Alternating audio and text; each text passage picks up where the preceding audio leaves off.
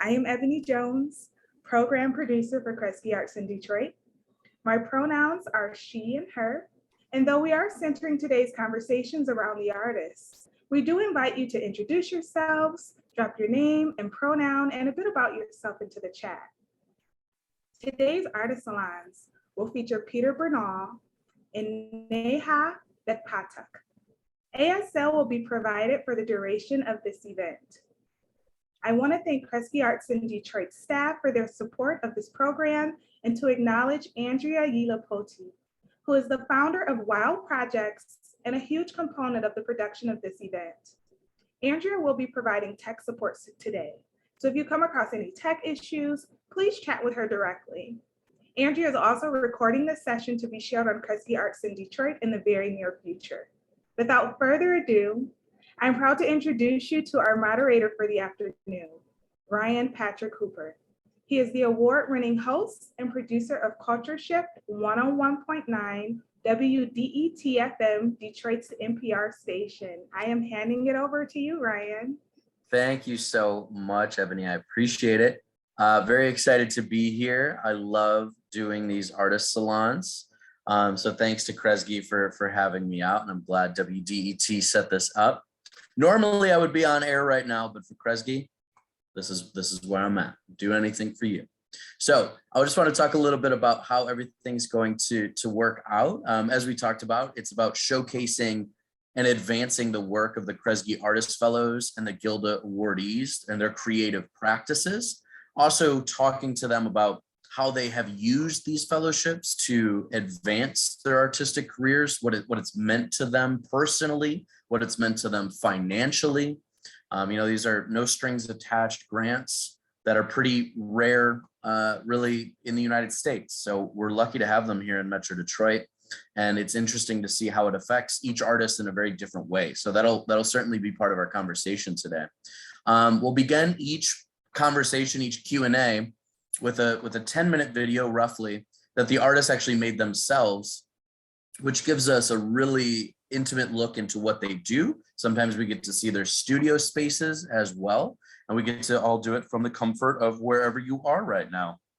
And speaking of that, if you do have any issues with your Zoom connection, the video isn't coming through for you, Andrea will drop a link in the chat where you can view the video on your own at the same time that it's playing via Zoom.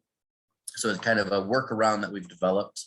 One of the main things about these Q&As are your questions. I certainly love leading the conversation. I've got plenty of questions of my own, but I love integrating questions from the chat. It's usually very active, very supportive. A lot of great questions come out of it. So don't be shy about putting your thoughts or your questions in there. I will make sure that we integrate them into the conversation. So we watch the video, we interview the artists, we take your questions. That's the way that it's going to work. And I'm very excited to welcome our first artist to the stage, Peter Daniel Bernal. So nice to meet you. Hello. Hi, how you doing? Hey, fantastic, fantastic. This has been a really incredible exercise because it's such a great deep dive into the art scene, to see what everyone's working on, to see how incredible the ecosystem is here in Detroit. So before we get into your video, go ahead and introduce yourself and what your primary practice is right now. All right, my name is Peter Daniel Bernal, and I'm a visual artist, and I just consider myself a painter.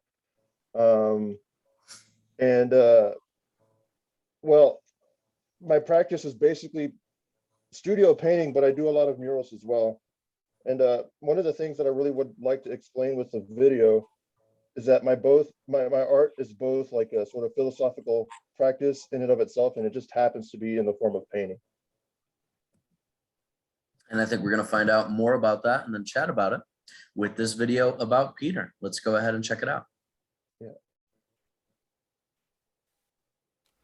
Hello, this is Peter Daniel Bernal, and welcome to my salon. I want to use this video to demonstrate a little bit about my process and talk to you about some of the ideas and ways that I work. In a minute, I want to discuss the concept of the painting, where the story came from and how I developed it. But here I want to show you a little bit of the technical process. So you can see I'm drawing with graphite on a board. I had the idea, and oftentimes when I have like a bolt of inspiration, I'm not anywhere near a canvas. Sometimes I'm out and about, and I might just quickly draw it on a sketchbook or the back of a receipt. But in this case, I had a computer nearby.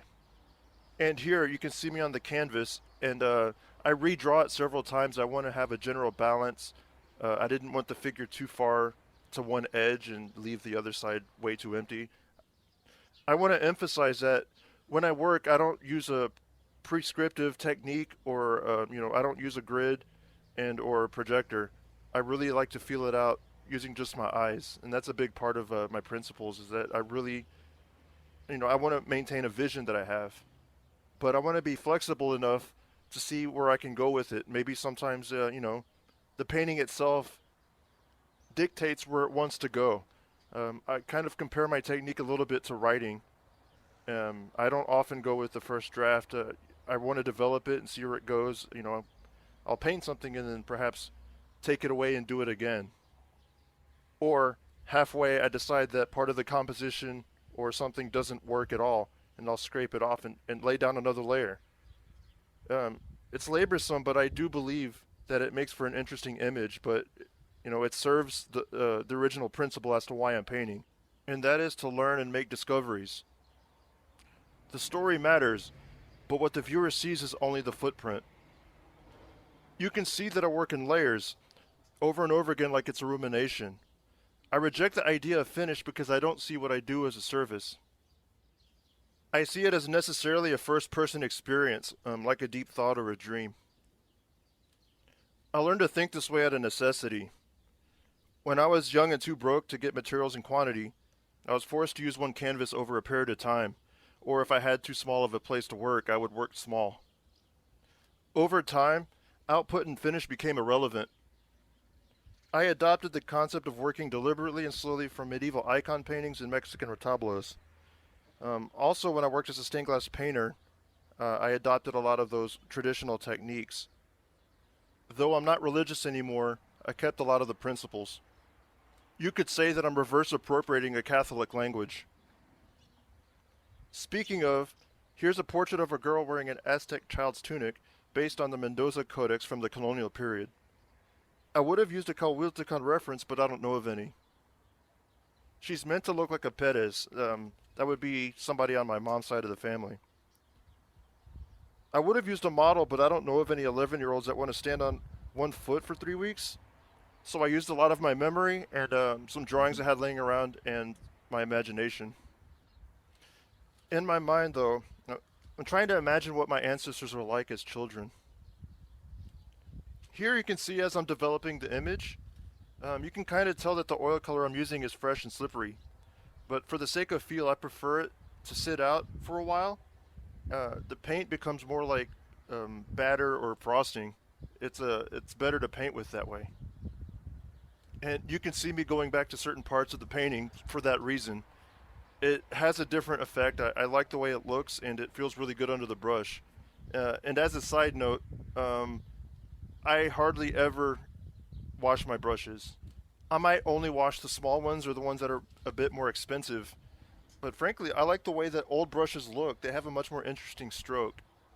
And it holds the paint better, and it has a really nice pull. It's hard to describe.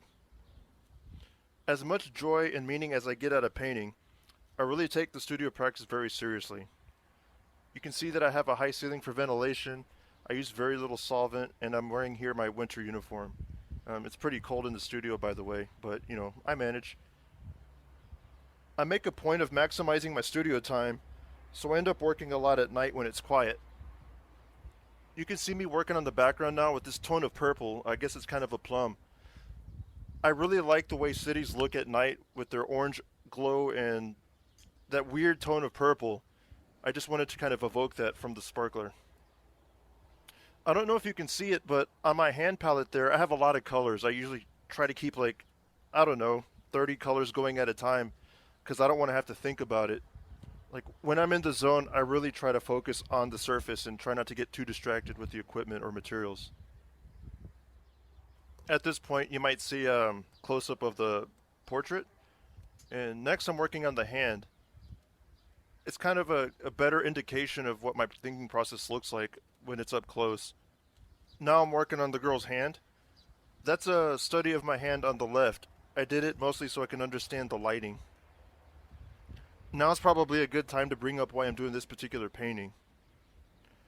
It's part of an ongoing project about the imbalance of technology and our species' lack of civility to use it for the universal good. And civility there is kind of an ironic choice. I was originally inspired by the Goiânia nuclear incident in 1987. Some salvagers in Brazil found a broken radiotherapy machine in an old abandoned hospital. They subsequently accidentally poisoned their whole community because they needed the metal for income. But as for this painting, my thinking segued from using the imagery of cesium to gunpowder used on indigenous peoples. Instead of using the imagery for cesium-137, I thought it would be more appropriate in this case to depict a sparkler representing gunpowder. I might end up using the cesium idea for another painting. Anyway, I like to say that the way that I work is an extension of the way that I think. I don't believe I have any answers for like the grander questions, but the least I can do is paint about it.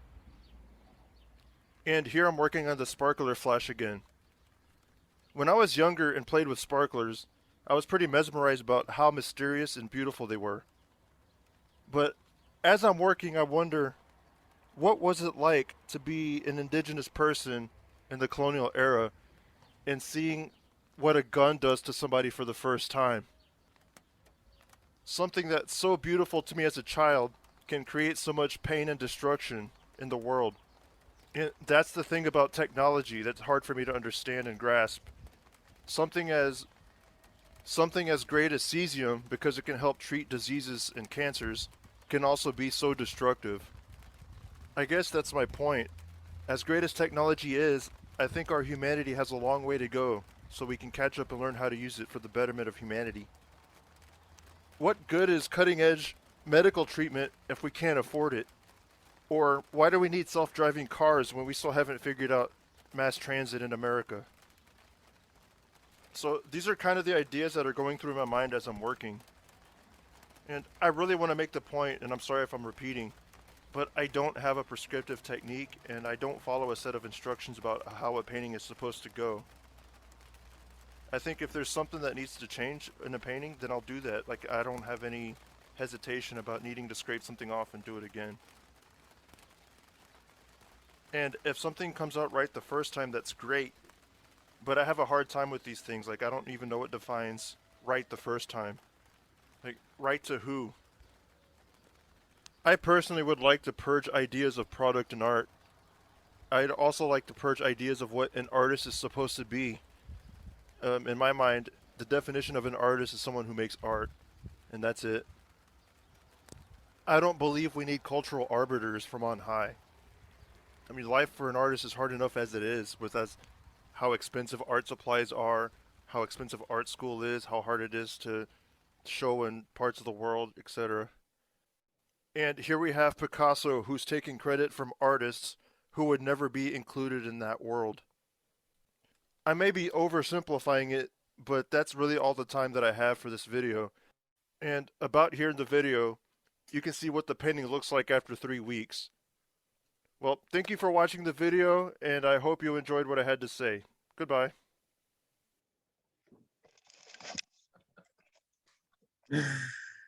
I love your sense of humor that is woven in there, Peter. Appreciate it.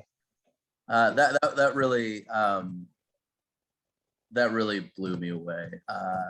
Number one, being able to see the process with the oil painting and the layers that you're putting in there and watching it sort of move across the canvas, even if it's just a short space, and seeing you build those layers. Talk a little bit more about the result that we really get from that. I mean, what that adds to the painting for you. Well, throughout the process, it's like the video kind of illustrates a little bit of my train of thought as I'm working. And the painting took place over the course of 3 weeks. And, my moods change. My sort of intentions might shift a little bit. But what I hope for the viewer to get out of it is sort of the resulting footprint of all sort of the work that goes into it that might never be seen.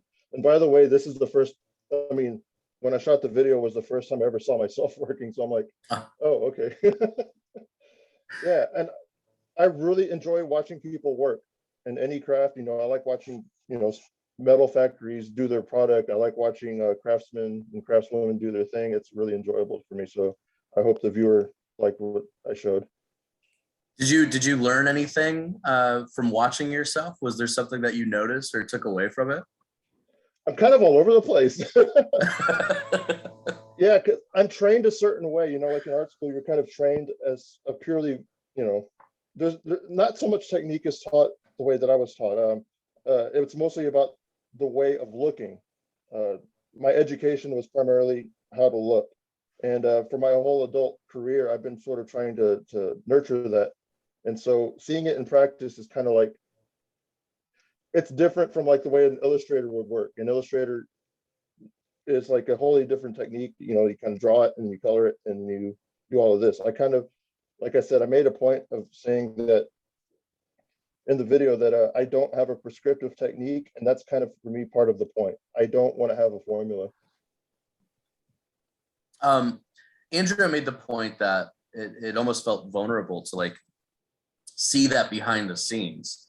It did feel intimate, and I think part of that is with the oil painting itself and the process. Did it feel vulnerable for you? You mentioned that you like watching other artists work, but have you made other videos like that and shared them with people so they could see your process? This is the first time.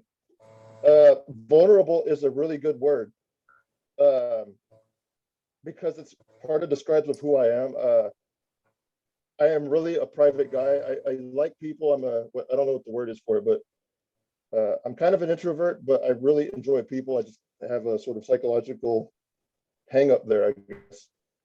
So vulnerability is kind of like why I paint, I guess, in the first place.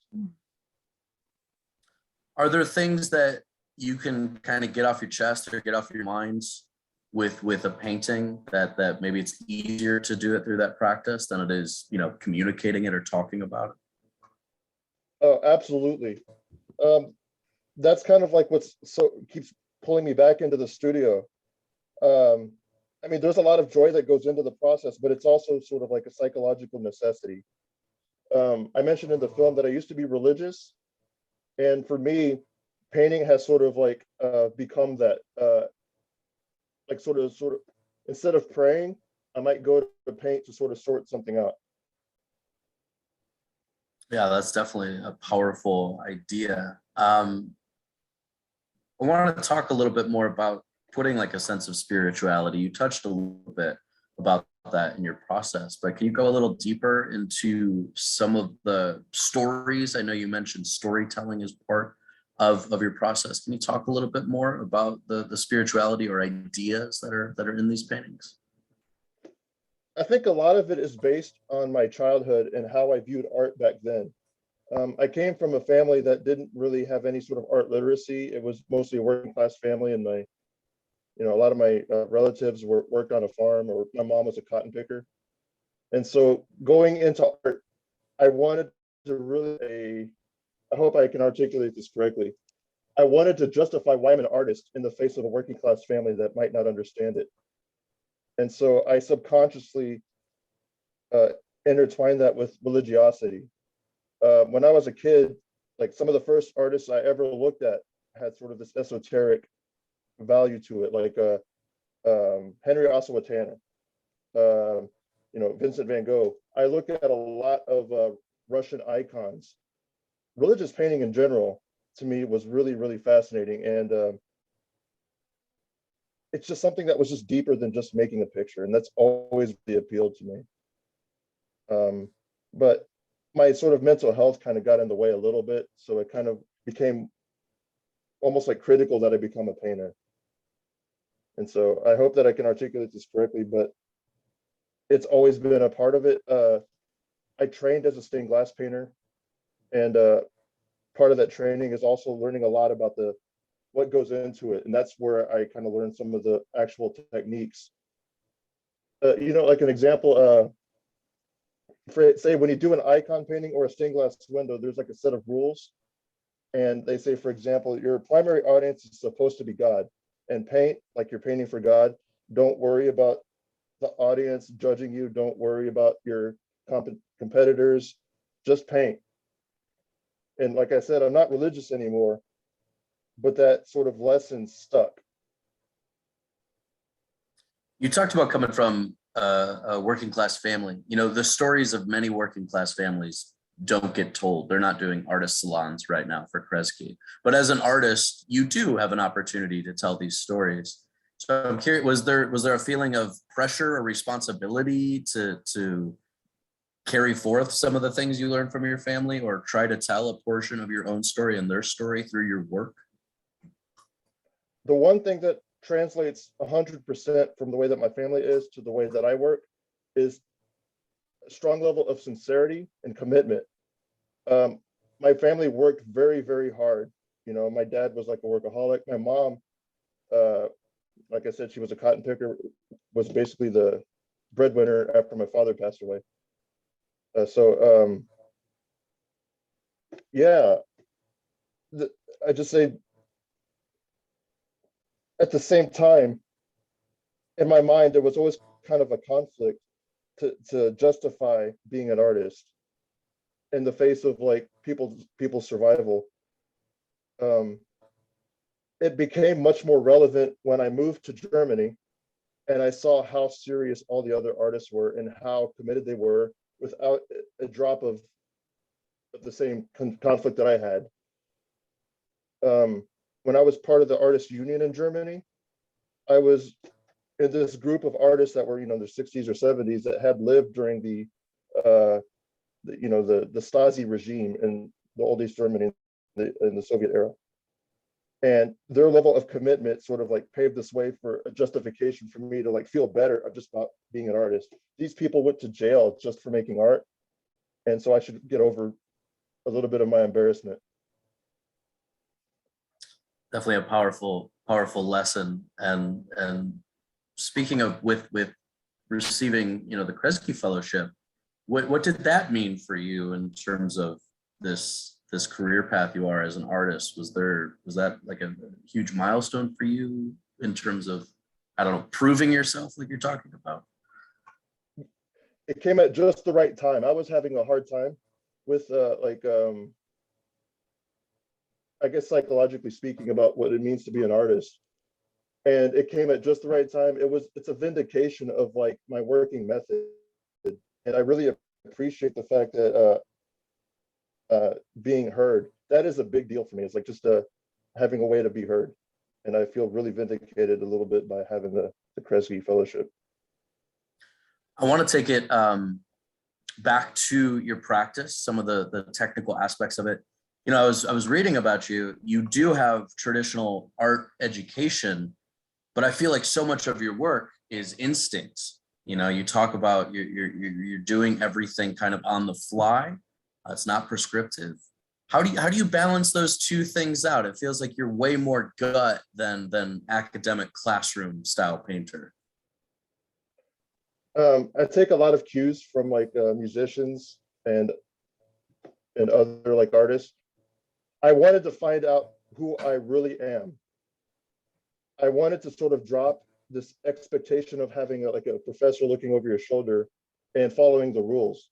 I did that for a while. I trained hard. I worked very hard. But then I realized there comes a time where I need to find my own voice, and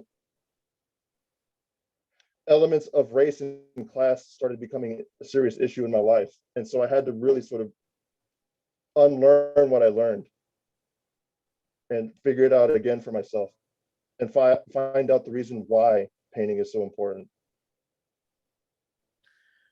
There's a question in the chat here. I don't know if I can see their full name, but they wrote, Daniel, I appreciate your candor in sharing your process. I am so intrigued by the places you draw inspiration from.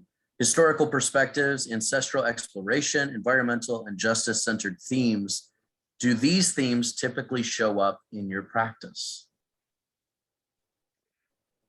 Yes, mostly in like I said, the process. How do I answer this? This is kind of difficult to articulate. The whole idea of what an artist is something I had to undo, because I think the whole kind of model is white European historical religious painting that I kind of want to undo for myself. And so I look at like indigenous painting around the world. I look at religious painting that kind of eschews the model of what a painter is supposed to be. People do it because they have to, not because they can be a star with it.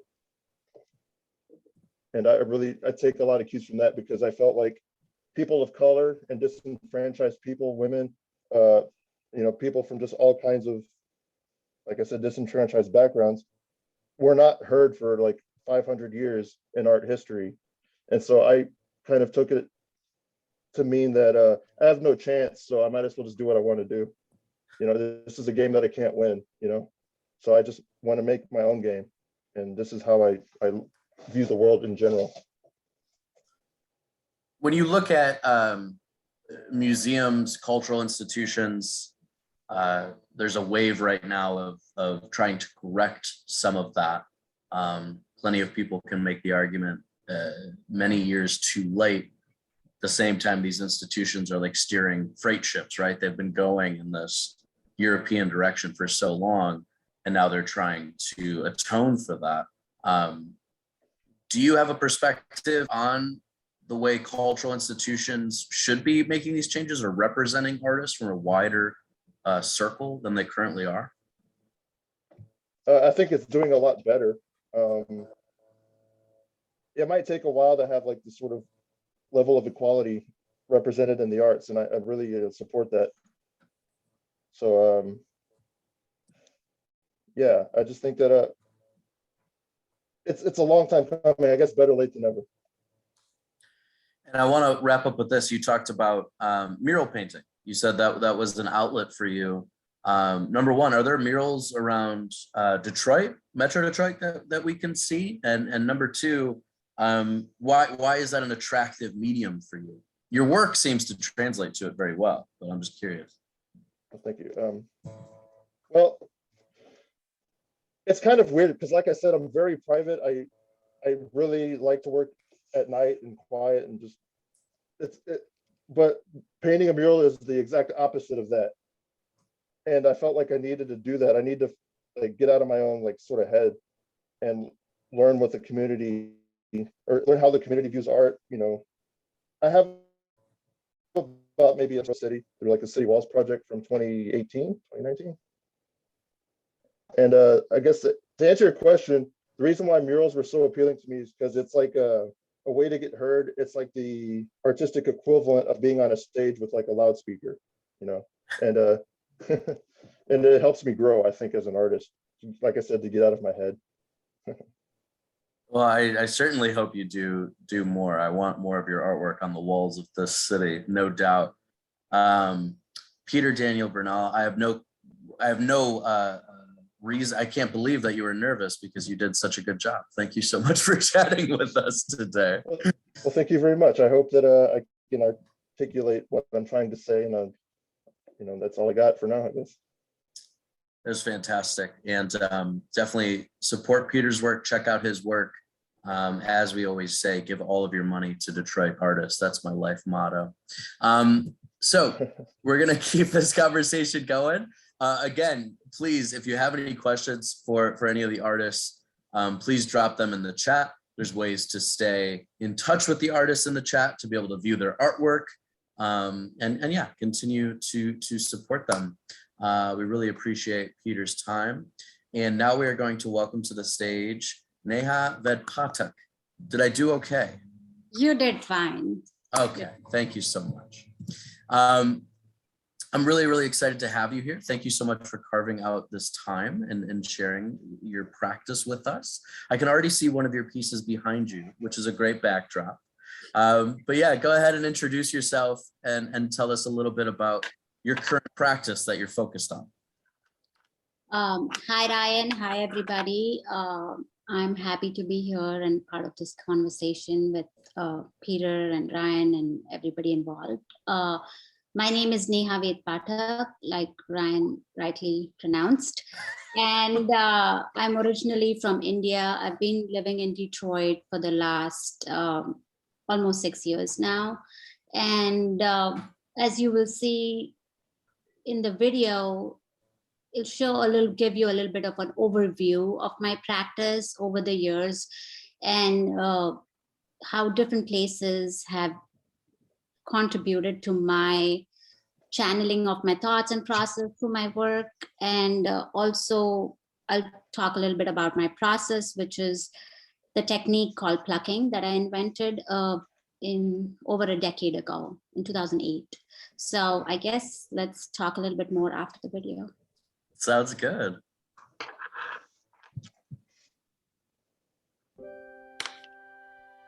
For a long time, I hesitated to call myself an artist. When people ask me what did I do, I always said I'm trying to become an artist. I feel like just having the skill to either paint or sculpt or do the work was not enough to deem myself an artist. I felt like I needed to have a point of view. I needed to have something unique to offer.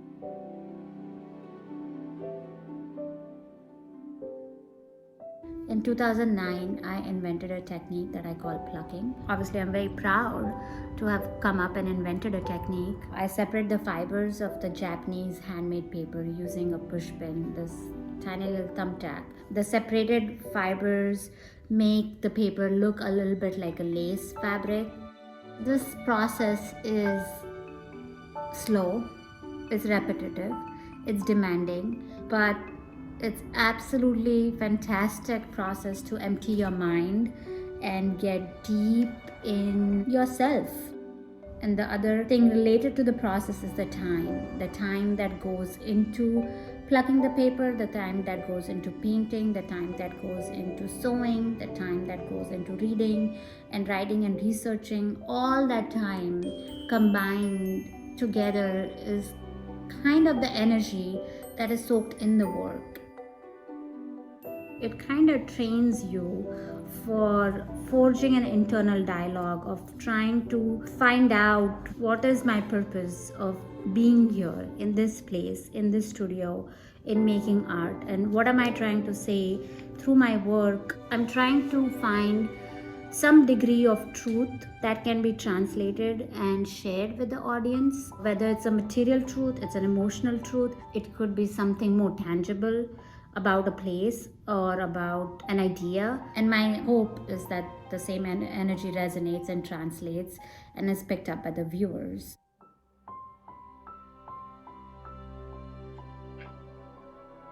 In some sense, a work of art is completed when a viewer and the work itself are having an interaction. It's almost an invitation for a dialogue. I have my own story and own influences, and the works are made through my unique perspective, which I have gained by living in different places, speaking different language, moving from another country, and I bring all that and put it in my work. But also sometimes art is just a respite. It's a healing moment. It doesn't have to have a grand overarching idea, but it can just be a moment of beauty, a moment of comfort, some place to find a small piece of joy. And I'm happy to be part of that conversation and part of that dialogue as an artist.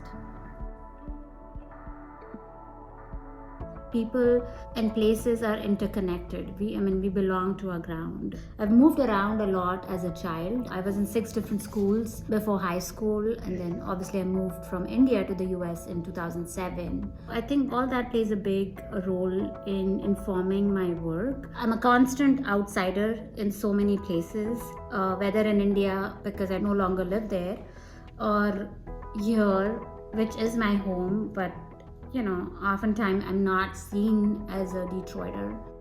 I personally consider myself as a Detroit artist, or more precisely an Indian artist living and working in Detroit. But I have roots here. I have family, I have a home, I have friends, I have my studio here. So it's a constant negotiating of this idea of home and how I'm perceived in terms of my identity. So having lived in different places, I think it makes you sharp. I've learned to adapt quickly and read visual, non-verbal, cultural cues of the place. It forced me to kind of make sense of where I am, how the mountains and the air and the architecture of these different places, they inform my work even to this day. But I knew there was something in the plucking that challenged me. I liked that idea of pushing the material, idea of listening to the material, idea of taking my cues from the material and making it my own and using non-traditional tools. That's the place where I reside as an artist. It's a cross between play and work. It's a cross between spiritual and a career thing. I mean, it's all muddled up. And that's where a lot of artists find themselves. It's a very, very personal and a private space. But once the works are out into the world, it becomes for the world, for the people. And I think that's wonderful.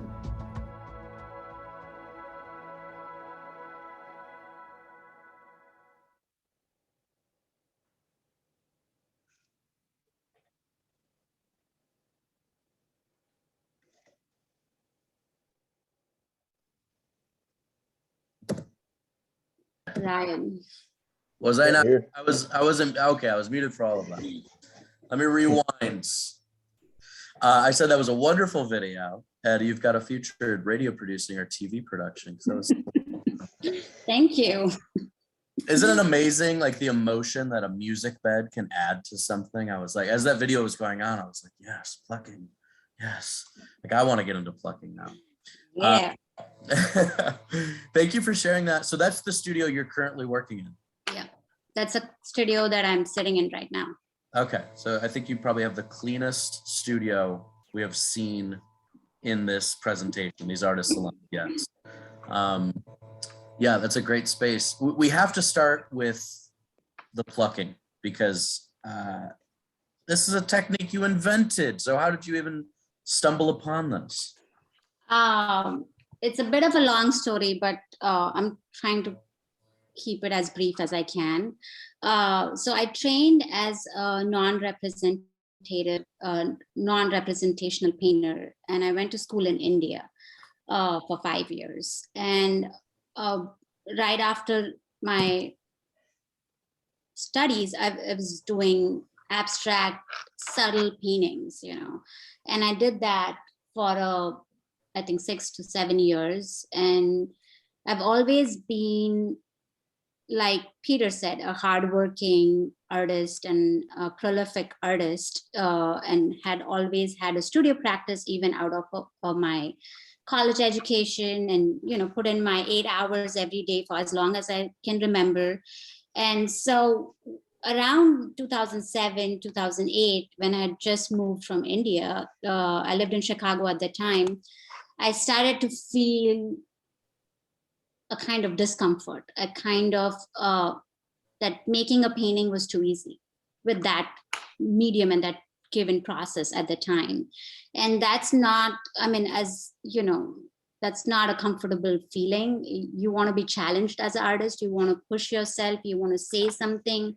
And I was just making painting a day, and so it just felt very uncomfortable and unsettling period of my time, of my practice. And so I decided that, okay, things have to move and things have to shift, and I'm going to try to express in another way. And then began around a 8-month period of trial and error. And I went to hardware store, art supply store, try to work with new material, find a way to do something unique and different from the painting that I knew how to do it, at the time. And just through trial and error, and the story of how I came to plucking and how I came to use the particular paper is a very personal story. So the piece of paper, the Japanese handmade paper that I use, was actually gifted to me by a friend of mine in India when I was working and living in India. And so those few sheets of paper traveled with me to the United States, through different cities in United States, through 5 different studios, and were just happened to be next to me in that one afternoon in Chicago. And I just took the paper, and a moment of inspiration,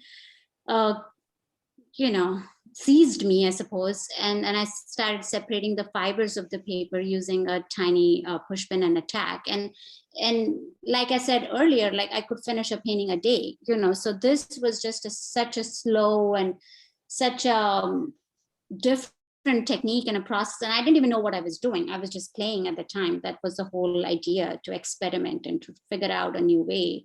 And I made a small object. It was a 3-dimensional object at the time. And it felt interesting. It felt like, okay, something has happened. There is something in there, but I quite didn't understand what's going on.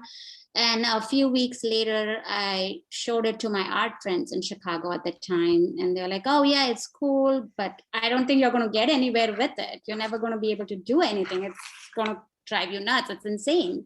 And I'm like, yeah, you're probably right. I don't know, but I'm gonna spend a little bit more time on it. And then from that early moment of inspiration, began the journey of taking this idea and translating it into a dependable technique, because for it to be a technique and me to make work, I have to be able to use it predictably, dependably, and know how much to push the paper. Then I started using different papers to experiment a little bit further. And that's how the technique was eventually developed. And your friend saying, oh, that's going to drive you crazy. It's actually had an opposite effect, where you were talking about the clarity that comes from having this process that you've created, which I love the connection between Peter talking about the communication and mental health and sort of therapy that comes through with work. And it sounds like you found a similar role with your practice. Is that right? Absolutely. Absolutely. And I would say that I had that similar connection to making art prior to plucking. But I think with plucking, it just took another dimension altogether, because it's like I said, I'm separating the tiny fibers of the paper using a push pin, and it takes me about a week to pluck 22 by 30 inches paper, like this big. And so that's spending 8 hours a day, or sometimes 6-8 hours a day, and so the amount of concentration and discipline required gives me, thankfully I had the stamina and I had the constitution for it to be able to do it, which I didn't know in the beginning if I did have it or not. But also it allows me to empty my mind. It allows me to go through what's happening around the world and kind of make sense of it, put all the energy into the plucking while I'm thinking. I can just keep my hands moving. And so, yeah, I think it became a very, I don't want to say therapeutic, but kind of therapeutic, because it's not, also I sometimes liken it to meditative practice. But again, having said that, I'm always very careful to say that it is a meditative practice, but I'm not in meditation for 8 hours a day. Right. It has moments of it. It comes and goes, sure. Just to be fair and very clear about it. You've stuck with this practice. It's clearly gotten you here to the Artist Salon, and a Gilda awardee from Kresge Arts in Detroit. But I want to know more about the response you've gotten, because you're building this new path. You've found this new medium for yourself. What have you heard, not just from people that have viewed your artwork, but the more cultural institution side, the curators? How have people responded to this body of work?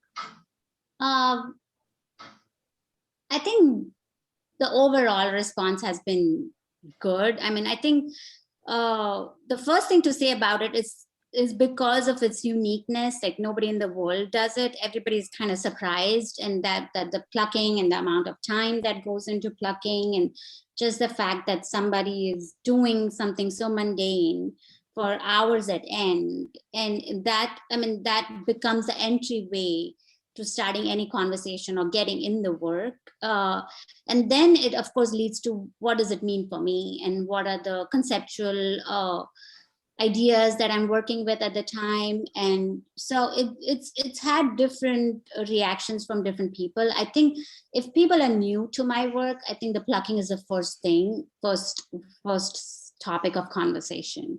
But once they of course know my work for several years or whatever amount of time, then it's about how I'm pushing the medium, because it's just not plucking. I'm trying to use paint and sewing to push the paper, push the medium itself. And every few years, I'll try to find a way to take it a little bit further, And I'm personally quite amazed and surprised myself how much this material has a capacity to give and allows me to push it. And, it's not like I am pushing the medium is responding and talking to me. So it's a conversation with me and my material.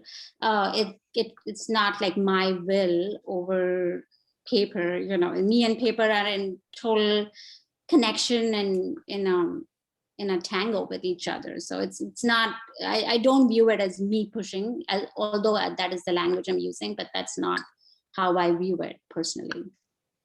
So let's talk about what it does mean for you and some of the conceptual ideas that has come across your work in the past year or two, like the recent body of stuff that you've been working on. Let's think for a second. So I recently had a show at the Flint Institute of Art, right here in the close quarters with Detroit. And that show the works for that show was created during the last 2 years of the pandemic. And the title of the show was called Time, Constant, Suspended, and Collapsed. And as the title suggests, I was trying to make sense of this time warp that we all have experienced to some degree or other during the last 2.5, almost 3 years of the pandemic.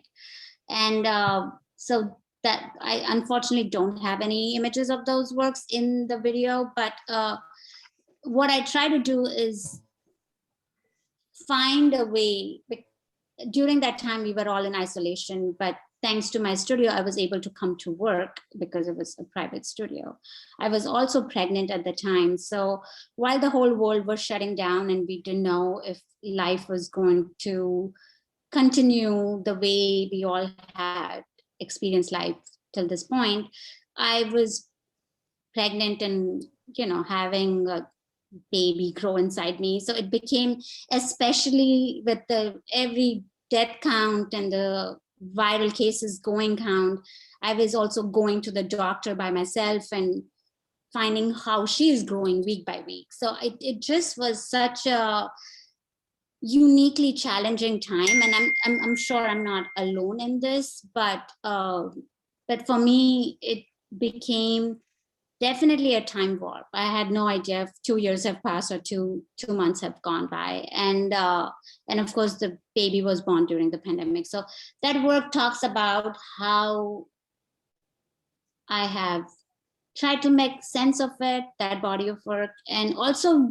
in previous to the pandemic, my whole stance, even though whatever subject matter I was dealing with, was also to take a long view. I've made works about Detroit and my neighborhood here, my studio neighborhood and my home neighborhood, and they were influenced by the architecture of Detroit and architecture of my studio building and all of that. But I was also referring to the long point of view, the long 100-year history of Detroit and in the future. So, but with the works at the Flint Institute, it was kind of hard to find that long point of view because it was also immediate. And so just trying to make sense of it through the work. And of course, these are abstract works for the most part. So like I said in the video, I'm trying to find meaning and make sense of my world through these works, but they're 100% open to interpretation from the viewer, because I feel like the viewer has their own story and they have their own life experience and lived life experience that they see the works with, through that gaze and through that filter. And that's, I think that's where the unsaid magic happens, because the works are not static, just as life and the world is changing, people's relationship with the work and my relationship with the work also changes, constantly. And I love you say, talking about personal ideas, the vulnerability you're putting into it, the things you're going through at that time, into abstract pieces. Mm-hmm. Which I think sometimes people struggle with, like, how can abstract be personal? But you think of Detroit, Al Loving, Charles McGee, these were artists in the late 60s and early 70s. They said abstract can be very personal. Yep. And really groundbreaking in terms of their identities and the things that they were thinking about. So I love hearing you kind of march that forward. And it brings me to a point you made in your video about the Detroit art scene and you traveling and sometimes feeling like an outsider artist here in Detroit, because those are the two. I have the privilege of interviewing a lot of artists. They either feel like they live in the greatest community ever, they're very connected, or they feel like I'm on the outside of this scene and I don't get it, because there's so many pockets of artists in the city. So can you just elaborate a little bit more about that relationship with Detroit? I think,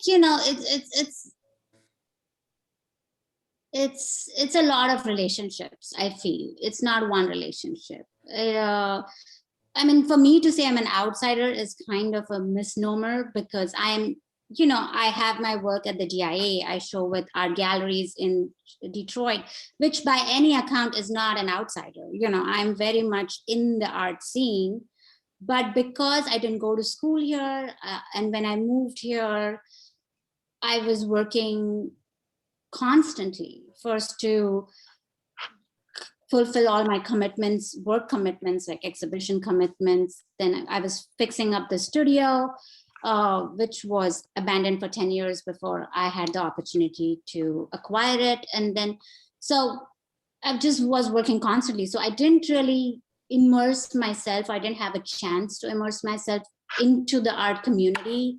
And then the pandemic hit. So it was, and of course I know artists and I know few artists, but I don't feel like I know people essentially. I'm my own little person doing my own little thing.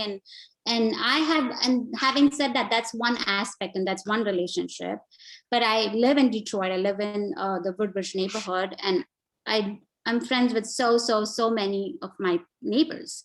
And I know I have such great, amazing friendships with everybody. I know my neighbors in my studio, where my studio is in Island View, and I have great friendships with them. I know, this is my life, this place has given me so much. So it's not to say that I don't have a relationship or I feel outsider in that blanket way, but it's how I'm perceived, because oftentimes people don't think of me as a Detroit artist. And but it's fine with me, because that's how I have always lived my life. Even when I lived in India, I moved in different cities and places.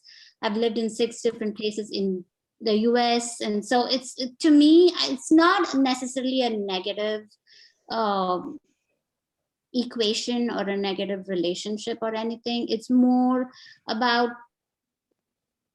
finding my own little unique way of being. And not, I think with so many people moving in so many places for many different reasons, everybody has a home and another home, and the place they were born, and then the place they would like to live, and the place they went to school. So all these different relationships to place comes with you wherever you go, So I don't think it's super unique, but I think it becomes more visible because I'm an artist, and it somehow gets funneled into my work. Yeah, definitely. I think about India. We're thinking about 28 different states, over 30 languages spoken. I mean, it's same thing with Detroit. Like there's these pockets that exist, and some they are very connected. Sometimes they are not. People have the idea that they're all connected. They're all the same. They definitely are not. So thank you so much for talking about that. And you said you lived in Woodbridge. I'm pretty sure we've met. I live in Woodbridge. I think You do? No way. Yeah. That's sweet. I'm over at Canfield and Commonwealth with the Curitons, Auto Curitons. We are neighbors. I'm Commonwealth. Yeah. Okay, I don't know. This is probably going on YouTube. Maybe we should take this out. Yeah. Oh my God, that's amazing. That is amazing. So I want to get another question here from Alessandra, who's been asking fantastic questions. Thank you so much. And they say, thank you for this beautiful share. You speak about a sense of feeling like an outsider when describing your history of moving from place to place. Do you believe that you have been able to find a sense of home in your creative practice, regardless of where you are? Yes. The definitive answer is yes, because I think my work is my home, besides my family and, besides the people in my life. I think my work definitely grounds me. It allows me to find meaning to a place wherever I am, So it's not, I wouldn't say a place is a home. I think my practice is a home. My relationships are my home, and that's good. I'm a very happy camper on that place. I love that. I love that. So let's talk a little bit about the Gilda Award that you received from Kresge Arts in Detroit. It's a part of this. And Peter, I'll bring you back in on this too in a second. But Neha, like, what did that mean for you? What did that mean for you personally, as an artist, financially? What did that kind of represent? I applied for it, I want to say late 2020, when my daughter was just 6 or 7 weeks old. And so I did not expect to get it, because I'm just doing this. I'm half asleep. I'm not sure what's going on, but I'm just going to do it because the deadline is here. And so to win it was a big surprise. And in terms of what it means to me, I don't know. I mean, it just means seen, like you're seen, you're recognized. It's a nice pat on the back. It definitely puts me on the Detroit map. I mean, for talking so much about belonging and not belonging and being a Detroit artist, I feel like it definitely puts a little bit of marker, a thumbnail in that thing. I live here. I was recognized by the community. It has introduced me to a bunch of local artists that I did not know before.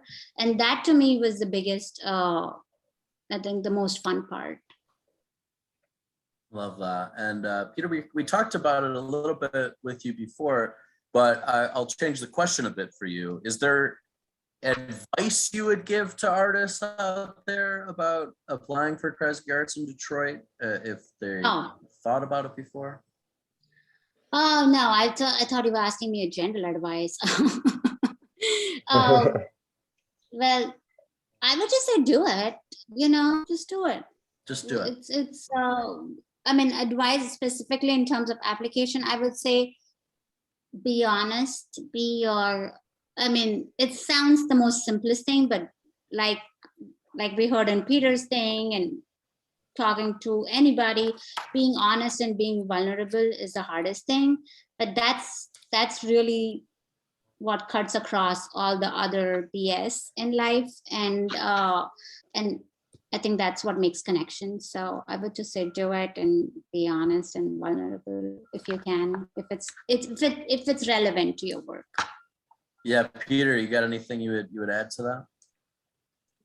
Oh, I agree. From that same point of view, I think with your art in general, just be yourself. I think that's sort of the long-term plan for just validation as an artist is be yourself.